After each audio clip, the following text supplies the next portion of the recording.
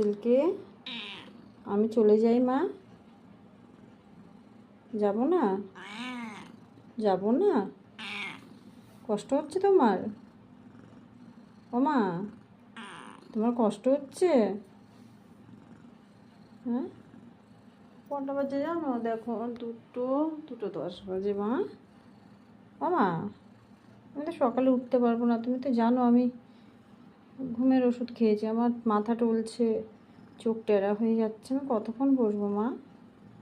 ও মা, মা গো,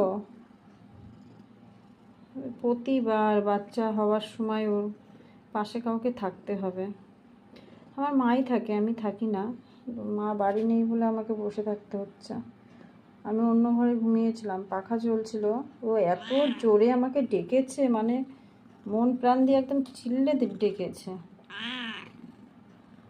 আমি বলছি তো, সবাইকে বলছি তো আমার সিল্কির মা লাগে। লোকে ভাবে কুকুর বেড়ালের কি বাচ্চা হওয়ার সময় নাকি ওরা কাউকে দেখতে দেয় না। আমার বাচ্চা হওয়ার সময় আমাকে বসে থাকতে হয়, টেরা হয়ে যাচ্ছে, মানে কতটা কষ্ট পাচ্ছে। মানুষ ভাবে কুকুর বেড়ালের এই যেমন তেমনভাবে বাচ্চা হয়ে যায় না, এটা একদম ভুল কথা। আমি কাছ থেকে দেখি বলে এগুলো খুব অনুভব করি।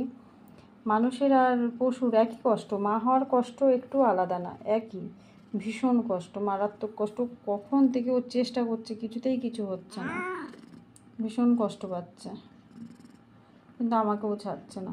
আমানি, আমি চলে যাব, আমা চলে যাব মা।